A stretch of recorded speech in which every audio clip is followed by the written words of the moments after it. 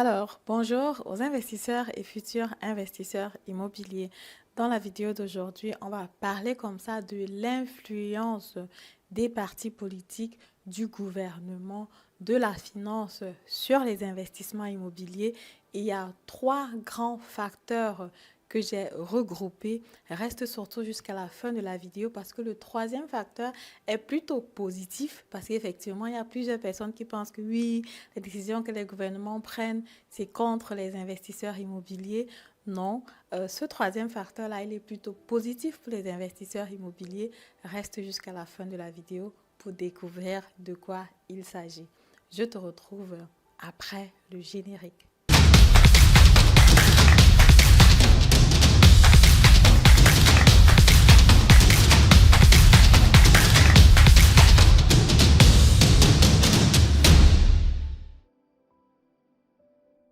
Alors, salut à toi. Bonjour, mon nom c'est Madeleine Ninkdedem. Je suis investisseur immobilier, entrepreneur dans le domaine de l'immobilier.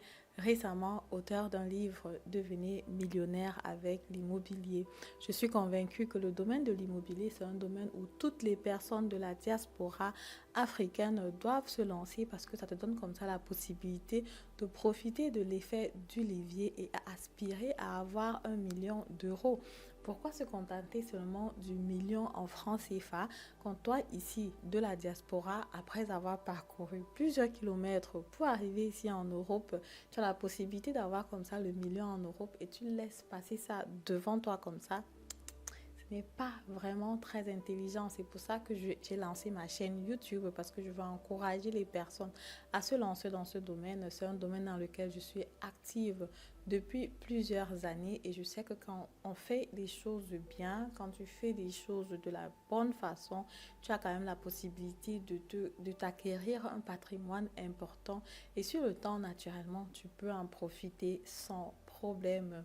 Si jamais l'investissement immobilier t'intéresse, tu veux te lancer, tu veux acquérir ton premier bien immobilier, tu veux que je t'accompagne sur l'achat du bien immobilier, toutes les informations sont en bas de description. La première consultation, de toutes les façons, elle est gratuite. Elle permet comme ça que je te présente les différents services que je propose, stratégies dont on va décider ensemble s'il faut qu'on travaille ou pas sur ces domaines-là. Voilà, sans plus tarder, allons sur la thématique du sujet, l'influence des partis politiques et de la finance sur les investisseurs immobiliers. Premier point déjà, c'est la vente du bien immobilier après 10 ans. Actuellement, quand tu achètes un bien immobilier locatif, tu as la possibilité comme ça de le vendre après 10 ans et empocher naturellement les revenus. C'est un point qui est très favorable pour les investisseurs immobiliers parce qu'effectivement, ici en Allemagne, on paye beaucoup d'impôts. Pour les personnes qui travaillent normalement, tu vas avoir un taux d'imposition qui varie entre 30 et 45%, naturellement selon si tu es marié, si tu as les enfants, quelle est ta classe sociale, quel est ton salaire. Tout ça joue un rôle, mais en général, on va être entre 30 et 45%, ce qui est naturellement déjà énorme, même si c'est 30%. Imagine que tu vends le bien immobilier, tu fais un bénéfice de 20 000 euros et que l'État te demande encore 30% là-dessus. Ce n'est pas très amusant, mais maintenant, si tu es parmi les personnes qui gagnent plus et que l'État te demande 40% ou même alors 45%, il faut voir, ce n'est pas très, voilà, c'est pas très cool. Donc, ce qui fait que dans le domaine de l'investissement immobilier, jusqu'à présent, l'État dit qu'ok, si toi tu es investisseur immobilier, tu achètes le bien immobilier à but locatif, tu le mets en location, tu le gardes pendant 10 ans. Pendant ces 10 ans-là, vu que tu l'as gardé, on te fait quand même un bonbon, une satisfaction, un belot, non? En disant que quand tu vends le bien immobilier, tu peux comme ça, voilà, empocher tous les bénéfices de cela. Naturellement, les autres personnes qui investissent dans d'autres domaines d'activité, comme par exemple les actions, disent que non. Pourquoi est-ce qu'on fait ça pour les investisseurs immobiliers alors que les personnes qui investissent par exemple en bourse, ils doivent de toutes les façons toujours et toujours payer les impôts sur leurs revenus. Quand ils ont les revenus par rapport à peut-être l'action a augmenté, ils ont vendu, ils ont les dividendes, je ne sais pas trop quoi. Bon, je ne sais pas très bien comment ça se passe dans ce domaine-là, mais je pense que tu as un montant qui effraie, si je ne me trompe pas, selon les informations que j'ai eu récemment, ou l'année passée, jusqu'à 801 euros comme ça, c'est le montant que tu peux avoir sans payer les impôts. Mais quand tu dépasses ce montant-là, tu dois déjà payer les impôts maintenant sur le bénéfice que tu fais. Donc, du coup, il faut voir que les personnes qui investissent dans les actions, ils ne sont pas vraiment favorisés ou alors eux paient rapidement les impôts par rapport aux gains. Naturellement, ils ont aussi plus de flexibilité parce qu'ils peuvent vendre après 1 an, après 2 ans, ils ne sont pas obligés d'attendre 10 ans. Donc, c'est pour ça que le législateur dit que, OK, l'investisseur immobilier, vu qu'il attend déjà jusqu'à 10 ans, on lui donne donc ce cadeau-là pour avoir attendu jusqu'à 10 ans. Et puis, il peut vendre de biens immobiliers steuerfrei. Bon, vu qu'il y a donc des personnes qui sont contre cette loi-là, il pourrait être possible que cette loi-là, à un moment, n'existe plus. Qu'on dise que, OK, même si tu es investisseur immobilier et que tu achètes un bien immobilier sur le but locatif, après 10 ans, quand tu vends le bien immobilier, que tu payes les impôts là-dessus, naturellement, ce ne serait pas cool pour les investisseurs immobiliers. Mais c'est un débat qui revient de temps en temps. Donc, toi, en tant qu'investisseur immobilier, tu peux penser à ça.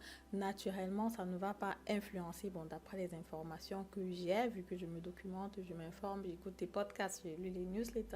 Après, j'avais même aussi posé la question à un notaire, j'avais fait une vidéo aussi là-dessus. Même si la loi doit être approuvée, elle va être approuvée à partir d'un temps X ou Y. Donc, toutes les personnes qui achètent le bien immobilier cette année, qui ont acheté l'année passée, qui ont acheté quand la loi n'était pas encore en vigueur, ne vont pas être affectées naturellement. Si jamais la loi vient à être en vigueur et est approuvée, ça sera à partir d'un jour X ou Y. Et à partir de ce jour-là, c'est maintenant les investisseurs qui vont commencer à investir à partir de ce moment-là, qui vont commencer à dire qu'OK, après 10 ans, quand vous vendez le bien immobilier, il n'y a donc plus ce bonus-là ou ce bonbon-là. Pour le moment, ça n'existe pas encore. C'est juste en train d'être débattu. Voilà, c'est comme ça le premier point que je voulais aborder avec vous, juste pour que vous, les investisseurs immobiliers, vous soyez avertis. Ceux qui veulent encore se lancer maintenant, vous avez la possibilité de le faire car la loi est toujours en cours. Après 10 ans, tu peux vendre le bien immobilier sans imposition fiscale, mais on ne sait pas pendant combien de temps ça va encore durer.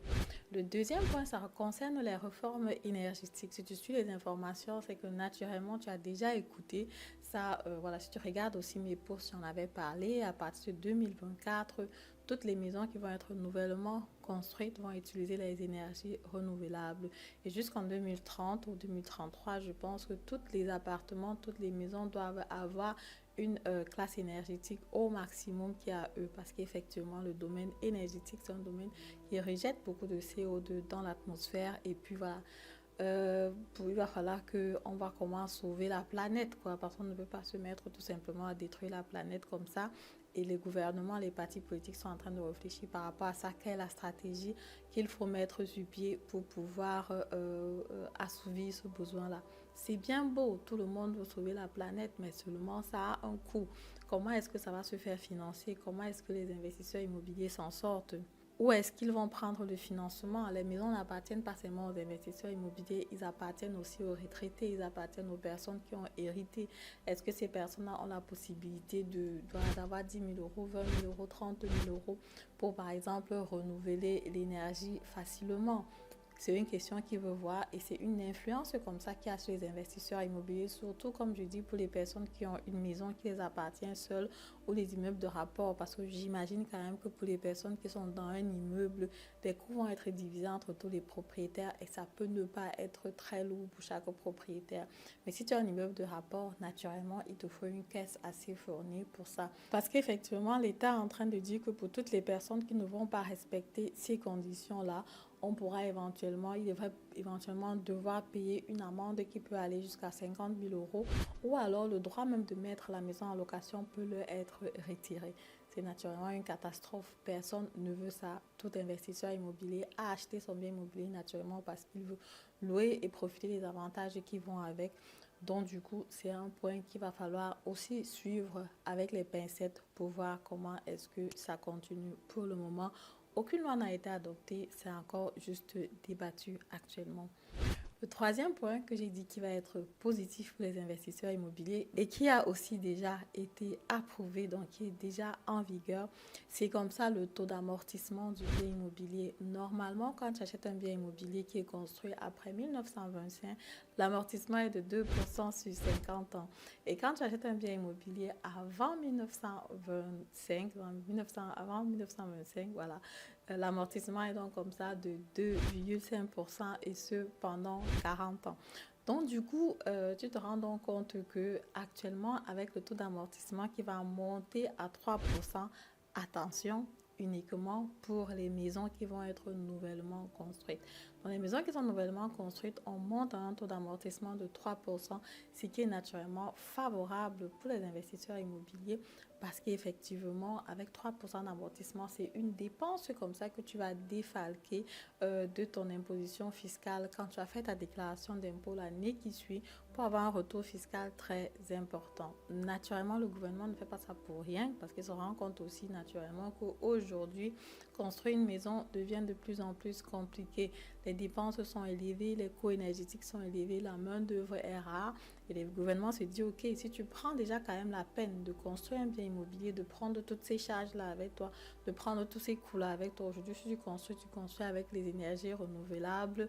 Naturellement, tu as une récompense, tu as un bonbon qui veut dire que tu peux comme ça amortir le bien immobilier de 3% lorsque tu fais ta déclaration d'impôt, ce qui est tout simplement génial pour toi qui es investisseur immobilier parce qu'effectivement, ça te permet comme ça d'avoir quand même un retour fiscal important par rapport à ton bien immobilier. Voilà, ce sont comme ça les 3 grandes lignes gouvernementales qui sont en train d'être débattues. Alors pour la dernière ligne qui a déjà été approuvée, qui a une influence comme ça sur l'investisseur immobilier.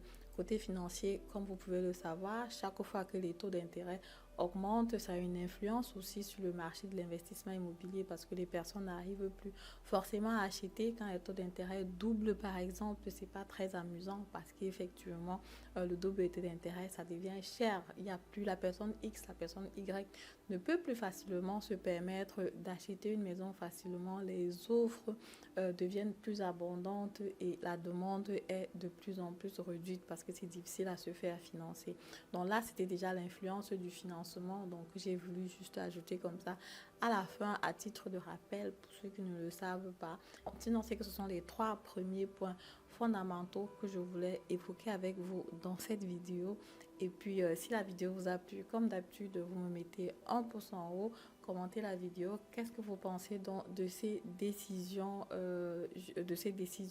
gouvernementales? Est-ce que vous pensez, par exemple, que la loi des 10 ans, donc après 10 ans, tu vends le bien immobilier sans imposition fiscale, est-ce que vous pensez que c'est une loi qui va être retirée vraiment ou vous pensez que voilà, c'est juste du bluff et que ça va continuer à rester? Qu'est-ce que vous en pensez? Faites-moi savoir dans les commentaires. Et moi, je vous dis à très bientôt pour la prochaine vidéo. Au revoir.